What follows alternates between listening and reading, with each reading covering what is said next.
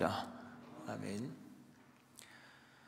로마서 8장 강의, 오늘 복음의 진수 10번째 시간으로 하나님은 선을 이루신다라는 말씀을 전합니다. 로마서 8장 28절 말씀 참 유명하죠. 우리가 알거니와 하나님을 사랑하는 자 곧 그의 뜻대로 부르심을 입은 자들에게는 모든 것이 합력하여 선을 이루느니라. 이 말씀 좋아하지 않는 분 없을 겁니다.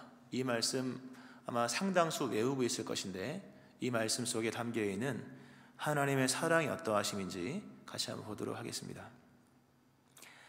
지난주에 목양실에서 여러 책이 있지 않습니까? 책을 보면서 아주 오래전에 사놓은 책을 다시 꺼내서 볼 필요가 있어서 그 책을 꺼내서 보는 중에 그 책에 꽂혀있는 아주 옛날 사진을 우연찮게 봤습니다.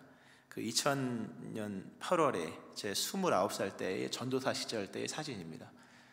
아마 장면을 보니까 무슨 수련회 가서 맨 뒤에 앉아서 이렇게 뭐 쓰고 있는 것을 아마 누군가 사진을 찍어줘서 사진 찍힌 그런 전도사 시절 때의 사진인데요. 참 귀한 사진입니다. 벌써 23년 전에 22년이나 지난 그런 사진인데요. 참 그때 보니까 뭐 지금도 젊지만 그때는 진짜 젊었고 여러 생각이 들더라고요. 그때는 참 어려웠죠, 여러 가지로. 근데 지금은 이렇게 좋은 교회에 만나서 좋은 데서 목회를 하고 또 담임 목사를 하고 있고, 사실 그때는 갈 바를 알지 못했거든요. 어디로 가야 할지 모르는 상황이 놓여 있었는데 이렇게 좋은 데로 보내셔서 참 그때에 비하면 지금은 부족할 것이 없습니다. 하여튼 그런 장면들이 이제 여러 생각들이 들었는데요. 근데 제일 먼저 들었던 생각은 22년이 지난 지금 나는 어떤 사람이 되어 있는가에 대한 생각이었습니다. 그때에 비하면 지금 부자 됐죠. 그때에 비하면 지금의 모습은요, 상상할 수 없는 모습이죠. 그러나 제일 중요한 것은 22년이 지나면서 과연 나는 어떤 사람이 되었는가, 또 어떤 사람이 되어가고 있는가, 그것이 가장 중요한 것이었습니다. 언제나 그렇습니다. 우리가 무엇을 얻었느냐도 중요하고 얼마만큼 부자가 됐느냐도 중요한데, 중요한 것은 내가 어떤 사람이 되었느냐가 중요합니다. 또 어떤 사람이 되어가고 있느냐가 중요한 것이죠. 마태복음 4장에 보면요, 오늘 이 시대의 어떤 소유를 쫓아감으로 맹신하는 사람들에 대한 미혹한 장면 나오죠. 온천하 만국 부귀영화를 보여주면서 내게 엎드려 경배하면 이 모든 것을 너에게 주리라. 이 모든 것, 오늘 본문에 나오는 모든 것이라는 단어와 같은 뜻인데요, 엄청난 것을 주겠다는 거죠. 우리는 그 많은 것을 무조건 받죠. 그러면 다 되는 줄 알고 있으나, 중요한 것은 그 모든 것들이 과연 나를 어떤 사람으로 만들어 갈지를 생각하면서 받을지 말지를 생각해야 되는 겁니다. 그 모든 것들이 있으면 좋은 것은 당연한 것인데, 그것이 나를 어떤 사람으로 만들어 가느냐, 또 나를 어떤 사람으로 만들어 가기 위해서 마귀는 그 모든 것을 준다고 제안을 하는 것인가 라고 하는 겁니다. 언제나 우리가 소유의 시대를 살아가지만 늘 기억을 해야 될 것은 그 모든 것들이 다 과연 나를 어떤 사람으로 만들어 가고 있느냐에 초점을 맞춰야 하는 겁니다. 오늘 본문, 우리가 이 로마서 8장 28절 말씀, 이게 다 열광하는 본문입니다. 이 본문 읽으면요, 다 열광합니다. 오늘 드디어 잡았다, 이런 식으로 하고, 이 말씀 다 은혜 받기로 마음 열고 말씀을 사모하는 대표적인 구절이고 굉장히 아끼는 구절이죠, 우리도. 그런데 좀 열광을 좀 이렇게 내려놓고요, 초점을 잡고서 말씀을 들어야 됩니다. 이 말씀은 전체 맥락 속에서 이해해야만 하는 말씀입니다. 로마서 8장에서 오늘 이 특별히 28절의 말씀은 우리의 모든 상황과 형편과 삶 속에 일어나는 문제에 대한 해결이라기보다는, 물론 다 포함하고 있습니다만, 그런 해결이라기보다는 어떤 존재, 우리 자신의 연약함의 그 연약함과 우리의 존재와 우리의 존재의 연약함의 한계에 관한 일들에 관한 해답입니다. 여러 소유 어떻게 하면 그래서 이 모든 것을 통해 사업이 잘 되는구나, 또 이 모든 것을 통해서 물론 다 그렇게 될 거고요, 돼야 되겠고 되기를 축원하는데요, 가장 중요한 것은 이 본문은 초점을 잡고 읽어야 됩니다. 우리가 얼마나 연약한 존재인지에 대한 그 부분에 대한 말씀이요, 그 부분에 대한 해답으로서 말씀을 해주는 겁니다. 방금도 말씀드렸습니다만 내가 얼마만큼 부자가 되느냐도 중요하지만 내가 어떤 사람이 되어가고 있느냐가 중요합니다. 우리가 여러 행실을 얘기하고 행동을 얘기하지만 행동과 행실, 그 사람의 어떤 행동 과제는 그 사람의 존재됨의 증명일 뿐입니다. 왜 도둑질을 할까요? 도둑놈이기 때문인 거예요. 왜 못된 짓을 할까요? 못된 사람이기 때문인 거예요. 행동을 얘기하기 이전에 자신의 존재를 봐야 됩니다. 행동은 존재의 증명일 뿐이지 행동 자체가 존재에 영향을 끼치는 게 아닙니다. 그 사람의 됨됨이가 이미 글러서 그 사람의 행동이 나오는 것이고, 우리의 상황도 마찬가지예요. 대부분의 오늘의 현실과 상황은 우리의 선택의 결과일 때가 많습니다. 물론 마귀의 역사일 때도 있습니다만, 그것도 정확히 보면 마귀와 우리의 합작일 수가 있는 거예요. 왜? 우리가 그걸 좋아했거든요. 은근히 오늘 우리의 상황, 여러 중요한 풍랑이 있는 상황이든 아니면 어떤 상황이든 다 중요하지만 그 상황 자체도 알고 보면 존재의 거점입니다. 왜 술집에 가 있느냐? 술을 좋아하니까. 왜 오늘 이 지경이 이런 삶의 모습에 왔느냐? 이 존재의 거점인 거예요. 나의 존재가 그러하기 때문에 거기 있는 것이지, 그 상황 자체가 우리를 만들어가는 것은 그렇게 흔한 일반적인 일이 아니다라고 하는 거죠. 일반을 얘기하려면 내 존재가 그러하기 때문에 내가 그런 상황, 그런 거점에 있는 것이고, 내가 그런 사람이기 때문에 그런 행동을 하는 것이지, 이게 일반인 것입니다. 그 상황이 나를 그렇게 만들어가는 것은 아주 특별한 경우, 실제로는 특별한 경우다라고 하는 거죠. 그러므로 우리는 삶을 살면서 언제나 우리 자신과의 씨름을 해야 될 것이며, 우리 자신의 연약함의 문제를 늘 돌아보아야 하는 것입니다. 왜? 연약함으로 발생되는 문제가 굉장히 많거든요. 서로 싸우고 미워하고 시기하고 하는 것들은요, 연약함의 문제다라고 하는 거죠. 근데 우리가 보았듯이 연약함의 문제라고 하는 것은 지난 시간에도 보았습니다. 연약함은 인간의 본연의 모습입니다. 우리가 부자가 될 수는 있어도 연약함의 문제를 해결할 수는 없습니다. 우리가 지식 있는 사람이 될 수 있어도 그 지식으로 연약함의 문제를 해결하는 것은 아닙니다. 약을 먹고 몸을 강건하게 만든다 할지라도 그것이 곧 강함이라고 말할 수 있는 것은 아니다라고 하는 거죠. 그러니까 인간은 연약한 존재입니다. 인간은 흙으로 만든 존재입니다. 얼마나 연약합니까? 그 연약함에 관한 부분들을 인정하면서 씨름을 해야 될 것인데, 말씀드린 것처럼 그것은 변하는 것이 아닙니다. 연약함은 강해지는 것들이 아닌 거예요. 그러므로 연약함에 관한 부분들에 있어서 하나님의 은총을 받지 아니하면 연약함에 관한 일들로 인하여서 인생은 끝없는 연속과 시련의 연속과 고난과 마침내는 연약함의 문제로 결국 본인이 망가지는 거죠. 근데 하나님께서 우리에게 베푸시는 은혜가 뭐냐 할 때, 우리 연약함을 포괄하신다라고 하는 겁니다. 그러니까 품어주신다고 하는 거죠. 하나님이 우리에게 베푸시는 가장 큰 은혜는, 이렇게 연약한 우리에게 베푸시는 가장 큰 은혜는 연약함을 강하게 하심이 아니라 연약함을 도와주시며, 그리고 끝도 없는 연약함을 끌어안으신다는 겁니다. 이게 하나님 은혜예요. 우리를 강한 슈퍼맨 만드는 게 아니에요. 성경에는 그런 얘기가 없습니다. 슈퍼맨 되는 게 믿음의 목적이 아닌 거예요. 우리의 연약함을 강하게 하심이 아니라 우리 연약함을 성령의 말할 수 없는 탄식으로 도와주시고, 뿐만 아니라 오늘 이 모습 그대로 연약함을 그대로 다 끌어안으신다라고 하는 거죠. 참 귀한 거예요. 하나님의 은혜는 우리 연약함을 뛰어넘어서 우리를 향한 하나님의 계획을 이미 세워놓으셨다는 데 있는 겁니다. 우리가 얼마나 연약합니까? 연약함을 뛰어넘어서, 우리의 상태를 뛰어넘어 우리의 상태보다 앞서 하나님의 계획을 세우셨고 그 계획을 이루시기로 확증하셨다는 거예요. 로마서 5장에 보면 이런 말씀이 있죠. 우리가 아직 연약할 때에 기약대로 그리스도께서 경건하지 않은 자를 위하여 죽으셨도다. 의인을 위하여 죽는 자가 쉽지 않고 선인을 위하여 용감히 죽는 자가 혹 있거니와 우리가 아직 죄인 되었을 때에 그리스도께서 우리를 위하여 죽으심으로 하나님께서 우리에 대한 자기의 사랑을 확증하셨느니라. 우리가 참 잘 아는 말씀이죠. 두 가지 우리의 상태가 나오죠. 우리가 아직 연약할 때, 또 하나 죄인 되었을 때. 읽지 않았으면 뒤에는 원수 되었을 때. 존재의 상태를 표현했다는 게 중요한 거예요. 그냥 우리가 우리의 존재의 상태를 언급하면서 그러한 우리, 연약한 우리, 죄인된 우리, 아직 원수된 우리. 근데 그럼에도 불구하고 그런 우리들을 이미 감안하시면서 하나님께서 그리스도 예수의 십자가의 죽으심 안에서 우리에 대한 계획을 확증하셨다. 이미 계획을 세웠다. 이미 뜻을 정했다고 하는 겁니다. 우리의 상태를 아시면서까지, 상태를 감안하시면서까지, 심지어 상태와 무관하게 하나님이 그 일을 이루어 나가신다고 하는 겁니다. 참 여기에서 우리의 승리가 있는 겁니다.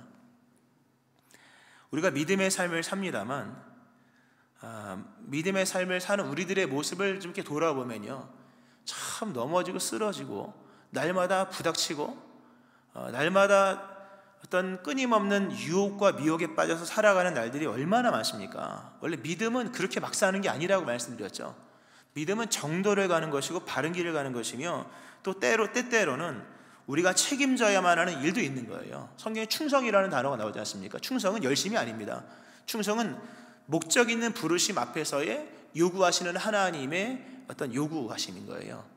집사가 됐으면 충성해야 되는 거예요. 장로가 됐으면 충성해, 목사가 됐으면 충성, 그런 거예요. 때때로 우리는 충성으로서만 책임져야 하는 그런 일들마저도 감당하지 못할 때가 얼마나 많습니까? 믿음의 일반이 아니라 특별한 하나님의 요청 앞에서도 넘어질 때가 참으로 많다는 거죠. 말씀드렸던 것처럼 지난주도 말씀을 살짝 드렸죠. 예고편 같은 말씀을 드렸습니다만, 우리가 미처 믿음으로 살아내지 못한 날들이 얼마나 많습니까? 우리가 분명히 365일을 꼬박 살아왔으나 믿음으로 살아내지 못한 날들, 충성하지 못한 그 책임의 한도를 벗어난 날들이 얼마나 많으냐라고 하는 거죠. 놀라운 것은 그럼에도 불구하고 하나님께서 그런 우리들을 다 끌어안으시면서 우리 인생을 향한, 우리 존재를 향한 하나님의 계획을 거두지 아니하시고 끝까지 취소하지 아니하시면서 그 일을 펼쳐가신다라고 하는 거예요. 이걸 믿으셔야 됩니다. 그 은혜로 말미암아 우리가 지금도 살아가고 있는 것입니다. 하나님은 이미 그 뜻을 정하셨죠. 우리가 지난 시간에 성령의 탄식에 관한 말씀을 드리면서 피조물의 탄식과 우리의 탄식은 다 천국 가는 그날까지 우리가 겪어야 될 고통의 깊이를 표현하는 것이라면, 성령의 말할 수 없는 탄식, 우리 안에 내재하신 성령의 탄식은 하나님의 의지를 표현하는 것이다. 그토록 연약하고 부족하고 쓰러지는 우리들이지만 하나님께서 뜻을 정하셨다는 거죠. 무엇을? 내가 너를 만들 것이다. 어떤 존재로? 의로운 존재로. 이 믿음 안에서 우리가 하나님을 믿어야 됩니다. 이것이 하나님의 인도하심이요, 하나님의 행하신 역사라고 하는 겁니다. 자, 중요한 말씀 드렸고요. 여기서 이제 하나 더 연결시켜 보는 것은, 그럼 하나님은 그러한 일들을, 우리의 연약함을 끌어안으시고 결국은 우리를 선한 존재로 만들어 가시는데, 하나님 곁에 둘 수 있는 선한 존재로 만들어 가시는데, 그 만들어 가시는 방식이 뭐냐? 그 방식이 곧 오늘 알고 있는 우리 말씀처럼 합력이라는 겁니다. 합력하여 선을 이루느니라. 이 합력이라는 단어를 우리는 이런 개념으로 생각을 할 때가 종종 있습니다. 뭐가 섞여서, 뭐가 배합이 되어서, 다 녹아서, 이런 식으로 생각을 하는 거예요. 다 이렇게 섞어서 비빔밥처럼 섞는다든가, 용광로처럼 녹인다든가, 아니면 점진적인 개선이나 어떤 순차적인 전개 정도로 생각을 합니다. 그러나 절대로 그런 단어가 아닙니다. 합력하여라고 하는 이 시네르게이라고 하는 단어는 함께 작동한다는 뜻입니다. 함께 작동한다. 즉 어제와 오늘이 좋아지고 개선적인 또는 순차적인 전개나 또는 진화론적인 이런 것들이 아니라는 거죠. 점점 좋아져서 마침내 선을 이룬다, 이런 얘기가 아니라요, 그냥 그건 그대로, 이건 이대로 그냥 돌아간다는 거예요.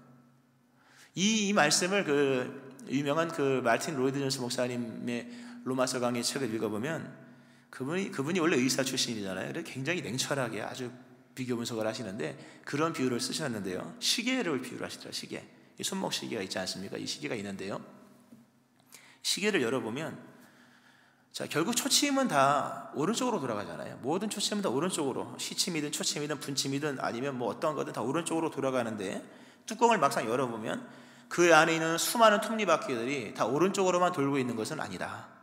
어떤 것은 24시간 내내 반대편으로 계속 도는 거예요. 그 톱니바퀴마저도 오른쪽으로 돌 필요는 없다는 거죠. 결국 각각의 톱니바퀴가 서로 그러니까 톱니바퀴들이 모여서 큰 톱니바퀴를 만든다, 이런 얘기가 아닌 거예요. 이 톱니바퀴는 왼쪽으로, 이거는 오른쪽으로 서로 맞물려 돌아가면서 결국은 놀랍게도 시계바늘을 시계 방향으로 돌리게 한다, 이렇게 설명을 하셨더라고요. 참 이해가 쉽게 설명한 말씀인데요, 우리의 삶에 행하시는 우리의 삶을 끌어안으시면서까지도 행하시는 하나님의 역사의 방식이 합력인데, 합력이라고 하는 것은 각각 작동하는 겁니다. 우리의 삶에 변하지 않는 부분들이 있을 겁니다. 참 안타깝게도. 또 우리가 원하는 방식대로 되지 않는 것들도 있겠습니다만 그 너무 신경 쓸 필요가 없습니다. 각자 믿음의 길을 가시면 됩니다. 변화되는 것도 있으나 변화되지 않는 것도 있는데, 합력이라는 것은 그게 변화되었다는 얘기가 아닌 거예요. 그냥 그건 반대로 돌아가는 겁니다. 근데 놀랍게도 반대로 돌아가는 그것이 결과적으로는 하나님의 방향으로 모든 것을 끌어가는 역사의 하나의 어떤 그 톱니바퀴가 된다 하는 겁니다. 존재의 변화도 마찬가지예요. 우리가 근본 환경적인 삶의 문제 해결뿐만 아니라 우리가 그리스도 예수 안에서 하나님이 원하시는 사람으로 변화되는 것도요, 이게 눈으로 확인되거나 그런 것들이 아닙니다. 나도 모르게 변화되는 거예요. 어느 순간에 돌아봤더니 내가 예수의 사람이 되어 있다더라, 이거예요. 요한복음 3장에 이런 말씀이 있죠. 바람이 임의로 불매 네가 그 소리는 들어도 어디서 와서 어디로 가는지 알지 못하나니 성령으로 난 사람도 다 그와 그러하니라, 이렇게 말씀해요. 바람이 어디서 오는지 아무도 모르잖아요. 또 어느 날 바람 불고 어느 날 바람이 안 불고. 근데 하나님의 역사는 그러한 거예요. 뭔가 명확히 선을 그을 수 있는 것들이 아니라는 거죠. 물론 그렇게 되는 것도 있어요. 녹여져서 같이 이렇게 융합이 되어서 되는 것도 있겠으나 그러지 않은 것들도 굉장히 많다는 거죠. 눈으로 오늘과 내일이 구분되는 경우도 있겠으나 그 누군가의 회심처럼 그렇게 한 번에 변화되지 않는 것들도 허다하다고 하는 거죠. 눈으로 확인되는 변화도 없고 보기에 달라지는 것이 또 없어 보이지만 결국에는 뭡니까? 성령으로 난 사람이 되어지는 거예요. 참 어려운 말씀이에요. 오늘 이 말씀을 준비하면서요, 참 여러 생각이 들잖아요. 그런 이 말씀, 참 이게 받아들이기 힘든 말씀, 좋아하는 말씀이지만 받아들이기가 참 힘든 말씀입니다. 삶에 돌이킬 수 없는 여러 가지 인생의 어려움과 시련 앞에서 과연 그것마저도 선이냐? 참 대답하기 어려운 거죠. 참 전하기 어려운 거예요. 그러나 하나님 말씀이니까 그렇게 하시겠다고 하셨으니까 전하는 거죠. 이 말씀을 전하면서도 참 여러 사람들이 생각이 나요. 옛날에 여러 분들이 생각이 나요. 먼저 세상을 떠나 돌아가신 분도 있고 이런 분들. 나중에 천국 가서 물어보고 싶어요. 왜 뭐가 그렇게 하나님이 그렇게 하셔야만 했는지, 이런 일들이 있다는 거죠. 근데 그럼에도 불구하고 하나님은 선을 이루신다라고 하는 거죠. 중요한 것은 여기에 대해서 우리가 응답을 해야 된다는 겁니다. 하나님이 그렇게 행하시니 가만히 있는 게 아니라 응답을 해야 된다는 거예요. 믿음은 응답이잖아요.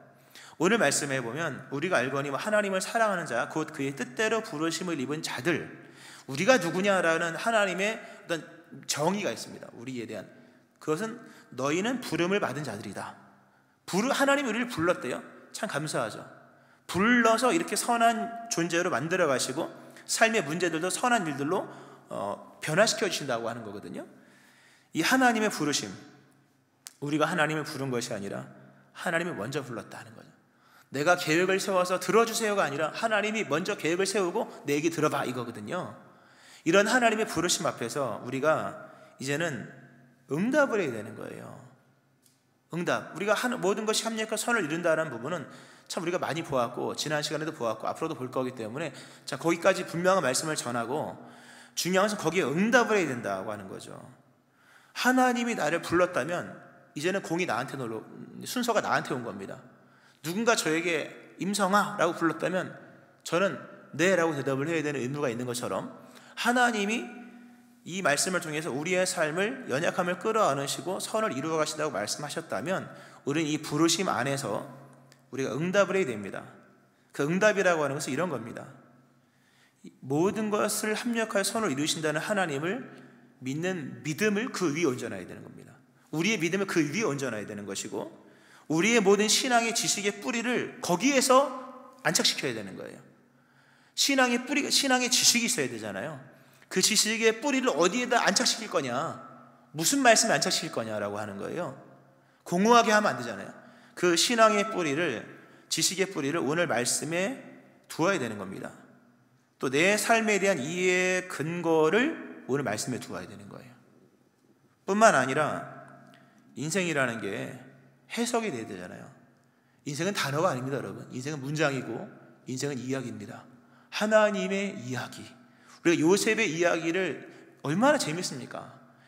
그 다윗의 이야기 얼마나 재미있습니까? 처절하기도 하지만 우리 인생도 이야기입니다. 단어로 표현할 수 있는 것이 아니에요. 그러므로 해석이 돼야 되는데 해석은 맥락이 있어야 되는 거죠. 맥락이 있어야 이야기죠. 이 해석의 맥락을 어디에 두어야 될 것인지, 어디에 두어서 우리의 인생을 때때로 해석을 해야 될 것인데 어디에서 맥락을 잡아야 될 것이냐, 바로 본문이에요. 해석의 맥락을 본문에 두어야 될 것이며, 더 나아가서 내일의 통찰, 내일에 대한 통찰이 없이 믿음이 되겠습니까? 내일을 보는 게 믿음의 즐거움인데 그 믿음의 통찰, 내일에 대한 믿음의 통찰 역시 오늘 본문의 말씀에 두는 거예요. 이게 응답이에요. 모든 것이 합력하여 선을 이루신다고 말씀하신 이 하나님의 말씀 앞에, 그것을 이루시기 위하여 나를 부르신 하나님 앞에서 내가 응답하는 것은 믿음을 이 말씀 위에 두는 것이고 나의 지식의 뿌리를 거기에다, 이 말씀에 두는 것이며 오늘의 삶에 대한 이해의 근거를 오늘 말씀 위에 두는 것이며 해석의 맥락을 이 말씀으로 풀어가는 것이며 내일에 대한 통찰을 오늘의 말씀 속에서 찾는 겁니다. 그러므로 이것이 가능해지고 이렇게 되어지면 인생 전체를 수용하게 됩니다. 이게 중요한 얘기입니다. 오늘 말씀에 하나님을 사랑하는 자라는 말씀이 나오죠. 여러분, 하나님을 사랑한다는 게 뭘까요, 여러분? 물론 여러 가지 사랑은 모든 걸 담고 있으니까 마음이 뜨겁고 눈물이 나고 이런 것도 있겠습니다만, 사랑은 모든 것을 참으며 모든 것을 믿으며 모든 것을 바라며 모든 것을 견디는 거예요. 하나님을 사랑한다고 하는 것은 하나님이 행하시는 내 인생 전체를 수용하는 거예요. 단순히 감상적인 얘기가 아닙니다. 하나님을 사랑하는 자, 곧 그 뜻대로 부르심을 입은 자들에게는 모든 것이 합력하여 선을 이루느니라, 이 말씀은 하나님을 사랑하는 자 안에서 이루어진다는 거잖아요. 근데 그마저도 하나님의 은총이지만 하나님을 사랑한다고 하는 게 우리의 바른 응답이라고 하는 거죠. 인간이 하나님께 드릴 수 있는 최고의 응답은 사랑합니다, 이것인데 그 사랑합니다라는 것은 감상적인 것뿐만이 아니라 하나님을 사랑함으로 나의 인생 전체를 수용하는 겁니다. 여기서 이제 시험 드는 거 잘못하면 이게 너무 어려운 얘기잖아요. 나의 과거를 수용하기란 쉬운 것이 아닙니다. 우리는 과거를 만회하려고 합니다. 그래, 과거는 만회하는 게 아닙니다. 과거는 화해하는 게 최선이요, 하나님께 맡기고 과거를 결별하는 것입니다. 과거를 만회하기 위해서 오늘을 쏟아붓는 그 과거에 종속된 삶을 사는 것은 믿음의 후손들의 삶이 아닙니다. 과거는 만회할 수가 없습니다. 과거는 하나님께 맡기고 화해하는 것입니다. 그리고 과거를 하나님께 맡기면 과거를 통해서 오늘을 역사하시는 거죠. 과거와 화해할 것이며 오늘 현재를 믿음으로 받아들이는 거예요. 이건 좀 결론적인 부분이기 때문에 맨 마지막에 말씀을 드리고, 그리고 미래를 봐야 됩니다. 전체를 수용한다고 하는 것은 과거만을 말하는 것, 오늘만을 말하는 것이 아니라 미래를 수용하는 것입니다. 하나님께서 오늘의 삶뿐만 아니라 내일의 미래까지도 다 선으로 이끌어 가신다. 이 모든 것을 전체적으로 참고 바라고 인내하면서 수용하는 거예요. 이게 하나님을 사랑하는 거예요. 하나님을 사랑한다고 말하면서 내 삶의 전체를 수용하지 않는다면 이건 이상한 거예요. 어렵죠. 굉장히 어려운 일입니다. 그러나 감당을 해야겠죠. 또 사도 바울이 그런 얘기를 합니다.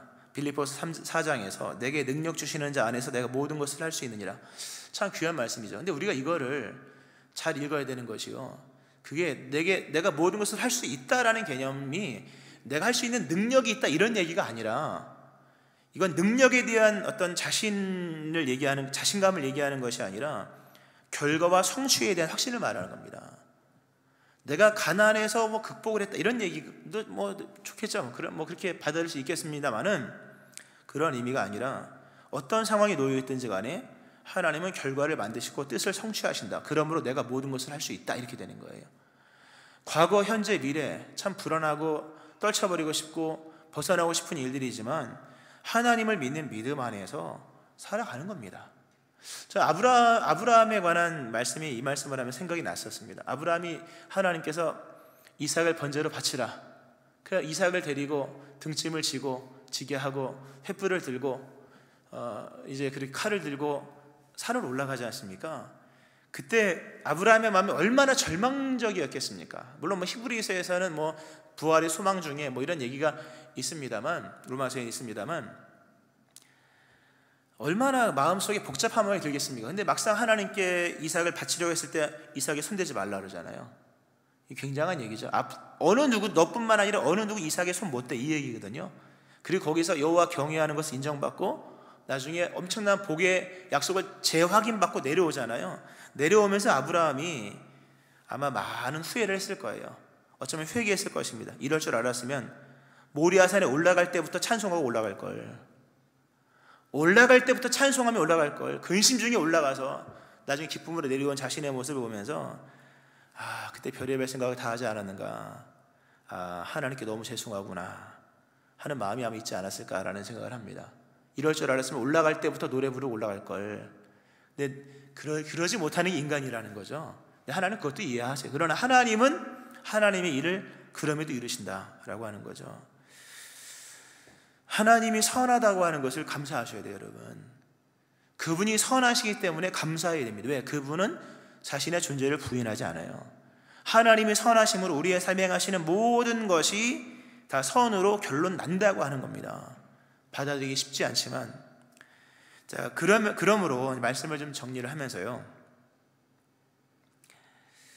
믿음이라고 하는 것은 결국에는 하나님에 대한 지식이요, 지식의 결론을 내리는 겁니다. 하나님에 대한 지식이요, 지식의 결론을 내리는 거예요. 여러분, 지식의 결론이 뭡니까? 똑똑해지는 겁니까? 지식의 결론은 믿음입니다. 지식이 충만하면 믿어져요. 믿어지면 따르게 되고 행동하게 되어지는 것이거든요. 하나님에 대한 지식이 충만하다고 하는 것은 결국 쌓이고 나중에 믿음이 생겨지는 거예요. 시편 23편에 보면 다윗이 여호와는 나의 목자시니 내게 부족함이 없으리로다, 우리가 잘 알고 있는 말씀이죠. 그런 생각이 들어요. 도대체 얼마나 뭘 가졌길래 부족함이 없다고 말할 수 있었을까? 돈이 얼마나 많았으면, 아니면 도대체 어떤 위치에 있었으면, 어떤 상황에 놓여 있길래 부족함이 없다고 당당하게 얘기할 수 있었을까? 분명한 것은 그가 소유적인 것을 가지고 또는 환경적인 것을 가지고 부족함이 없다고 얘기한 게 아니죠. 여호와 하나님에 대한 믿음 하나의 결론으로서 하나님을 믿어보니까 결론이 나는 거예요. 하나님이면 충분하구나. 돈 얘기가 아닙니다. 결국 부족함이 없다고 하는 것은 상황, 환경, 여건, 문제 이런 얘기가 아니라 하나님을 믿어보니까 결론이 난 겁니다. 하나님은 진짜 믿을만하고 그분이 나를 사랑하심으로 내 삶에는 부족한 게 없구나. 그 결론을 내고서 고백을 한 거예요. 어느 때 이런 고백을 했는지 모르지만 중요한 건 이겁니다. 우리도 이 결론을 내려야 된다는 거예요, 여러분. 여호와는 나의 목자시니 내게 부족함이 없으리로다, 이 고백을 해야만 하는 거예요. 죽기 전에는 한번 하고 죽어야 돼. 이게 그래 믿음. 이거 없으면 믿음이 아닙니다. 중요한 것은 언제 할지는 모르지만 해야만 한다는 것은 분명하기에 언제 결론을 내릴 거냐라고, 언제 그 시점을 잡을 거냐라고 하는 거예요. 오늘 본문 말씀이 참 귀한 말씀이요. 우리가 알거니와 이런 표현을 씁니다. 우리가 알거니와, 하나님을 사랑하는 자 곧 그 뜻대로 부르심을 입은 자들은 모든 것이 합력한 선을 이루는, 우리가 알거니와, 이것이요, 우리가 알아왔다라는 뜻이에요. 이게 이런 게 지식을 축적시켜 왔다라는 뜻이에요. 의미적으로 우리가 독서가 좋은 점이 뭡니까? 축적된다는 거잖아요. 독서는 한 사람을 막 변화시키는 게 아닌 거예요. 이 축적, 쌓아지는 거예요. 언제까지? 넘쳐날 때까지. 그게 독서의 중요성이잖아요. 오늘 본문이 약간 그런 개념인 거죠. 우리가 알거니와 라고 하는 것은 우리가 알아왔다. 무엇을? 하나님을 알아왔다. 그리고 하나님을 알아오니까 지식이, 하나님에 관한 지식이 축적되면서 나중에 내린 결론이 본문이라는 거죠. 여러분이 언제 하나님에 대한 결론을 내릴지는 모르겠으나 여러분이 최종적으로 내릴 결론은 본문의 말씀인 거예요. 그러므로 숱한 날들을 살아가면서 경험을 통해서 쌓아놓은 지식을 통해서 이 고백을 드릴 수도 있겠지만, 믿는 자는, 지혜 있는 자는 오늘 이 말씀을 내 것으로 받아들이면서 이미 믿음의 선진을 통해서 자신을 증명하신, 자신을 보여주신 하나님의 말씀을 받아들이고 오늘 이 말씀을 나의 지식의 결론으로 삼고 더 이상의 잡다한 여러 생각들을, 판단을 중지하고 이 말씀을 나의 삶의 응답의 말씀으로 받는 겁니다. 이 말씀을 나의 삶의 응답의 말씀으로 받으면서 이해가 안 되는 일들이 얼마나 많겠습니까? 우리가 지난 시간에 우리가 무엇을 빌 바를 알지 못하는, 그런 오늘 본문은 또 안다고 말하잖아요. 현실은 모르지만 결론을 알고 있다는 거죠. 현실이 어떻게 돌아가는지 모르지만 결론을 알고 있다. 이 말씀을, 오늘 이 로마서 8장 28절의 말씀을 나의 삶의 결론으로 내리면서 이제는 우리가 하나님 앞에서 응답으로 선언할 차례라고 하는 거예요. 무엇을? 하나님이 나의 모든 삶을 통하여 합력하여 선을 이루심으로 내가 하나님을 신뢰하고 그러므로 내 인생에는 부족함이 없습니다 라는 고백을 드려야 되는 거예요. 언제 드릴지는 모르겠으나 한 번은 드리셔야 돼요. 반드시 드리셔야 돼요. 이게 믿음이에요. 말씀 맺으면서요, 오늘 이 말씀이 신앙의 지식의 결론입니다. 그러므로 다른 결론은 없다는 거예요. 바꿔 말씀드리면 다른 답은 없습니다. 여러분이 오늘의 삶의 문제를 보면서 엄청나게 많은 답을 찾고 있는데요, 죄송하지만 오늘 말씀이 아니고서 다른 답이 없습니다. 우리가 운명을 걸어야 될 말씀은 오늘 본문의 말씀인 거죠. 본문의 말씀이 답이 되지 않는다면 다른 답은 없는 거예요, 여러분. 복음 십자가 이외에 다른 구원이 없듯이, 예수님 말고 다른 구원자가 없듯이, 다른 복음이 없듯이 다른 결론이 없는 거예요. 이 본문의 말씀이 답이 되지 않는다면 여러분에게 답은 없어요. 죄송하지만 한번 돌아보세요, 여러분. 우리의 삶에 실패와 넘어짐과 또 미혹과 그런 것들이 얼마나 많습니까? 인생을 돌아보면 참 생각나는 것은 실패와 어떤 잘못된 일들만 생각이 납니다. 그러나 놀라운 것은 그 사라지지 않는 기억들과 실패들이, 그것들이 일을 한다고 하는 거예요. 하나님이 그것들을 통하여서 오늘 나를 만들어 간다고 하는 겁니다. 환난은 인내를, 인내는 연단을, 연단은 소망을 이루는 줄 알미라. 환난과 인내와 연단, 말씀 예전에 드렸습니다. 누구도 환난과 인내와 연단을 좋아하는 사람은 아무도 없습니다. 그러나 놀랍게도 하나님은 그걸 통하여서 소망을 이루느니라, 이루는 줄 알미로다 라고 말씀하는 겁니다.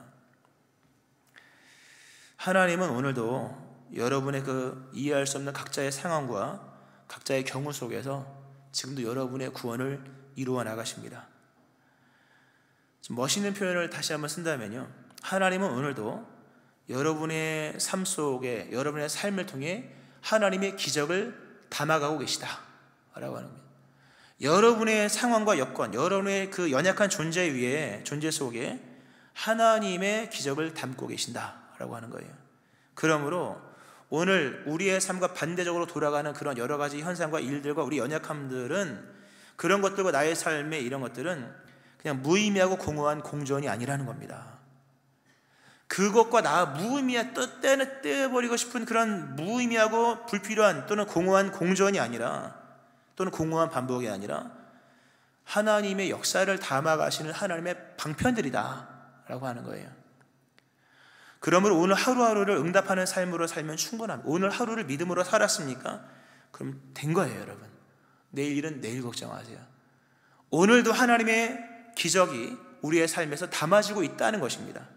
그러므로 오늘도 믿음으로 살아가고 내일도 믿음으로 살아가는 겁니다. 하나님은 오늘과 내일, 날마다 우리의 삶 속에서, 여러분의 삶의 경우 속에서 하나님의 뜻을 이루어 가신다고 하는 거예요.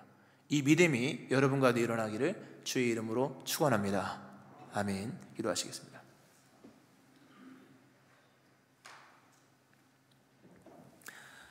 버리고 싶은 일들, 지워버리고 싶은 과거들, 여전히 반복되는 행실들, 그러나 그것들이 우리의 인생과 무의미한 공전이 아니라 하나님의 역사를 담는 그릇인 것을 보면서 참으로 인정하기 쉽지 않으나 오늘 이 말씀을 결론으로 삼으면서 우리의 삶 속에서 행하시는 하나님의 선을 믿으면서 오늘도 믿음으로 살아가는 저희를 되기를 원합니다. 하나님께 바른 응답으로 나아가기를 소망하오니 하나님을 긍정하면서 오늘 견딜 수 없는 삶에 시련이 있다 할지라도 선을 이루고야 마시는 하나님의 역사를 기억하며 십자가 은총을 헤아리면서 오늘도 믿음으로 살아가는, 응답하며 살아가는, 더 나아가 하나님을 사랑함으로 모든 삶을 수용하는 믿음의 사람들이 되게 하여 주옵소서. 예수님 존귀하신 이름으로 기도합니다. 아멘.